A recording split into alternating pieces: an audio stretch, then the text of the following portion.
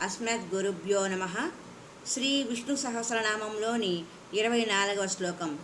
ఓం అగ్రణీర్గ్రామణి శ్రీమాన్ న్యాయో నేతా సమీరణః సహస్రమూర్ధా విశ్వాత్మా సహస్రాక్షః సహస్రపాత్.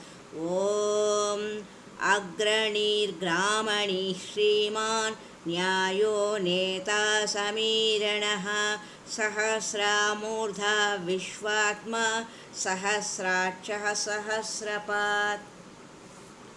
ఇంద్రియ గ్రామాన్ని, భూతగ్రామాన్ని, విశ్వగ్రామాన్ని సక్రమంగా, సహేతుకంగా, సోద్దేశ్యంగా, సాభిప్రాయంగా తనతో పాటు ముందుకు తీసుకొని పోయే అగ్రణి పరమేశ్వరుడు.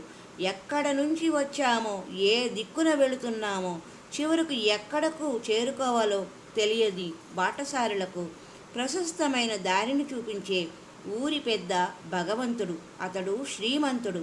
బాటసారులకు కావలసిన దారిభత్యం అతని దగ్గర పుష్కలంగా ఉంది. ఎవరికి ఎలాంటి పాతేయం ఎంత పరిమాణంలో ఏ రూపంలో అందించాలో గమనించి పంచిపెట్టే న్యాయమూర్తి విష్ణుమూర్తి. గాలి ఎలా ప్రవర్తిస్తుందో ఆ విధంగానే ఆ రూపంలోనే వాయువాహనుడుగా పయనిస్తాడు. జగన్నాయకుడు సమస్త జగత్తును సమీరంతో సమీకరిస్తాడు.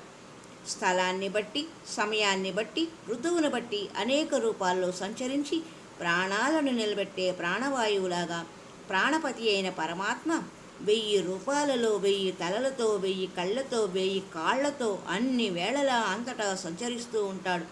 పైరగాలిలో, పడమటి వాడగాల్పుల్లో, మలయమారుతంలో, మండుటెండల్లో అంతటా విశ్వావసు రూపంలో విశ్వాత్మ విస్మరించి ఉంటాడు.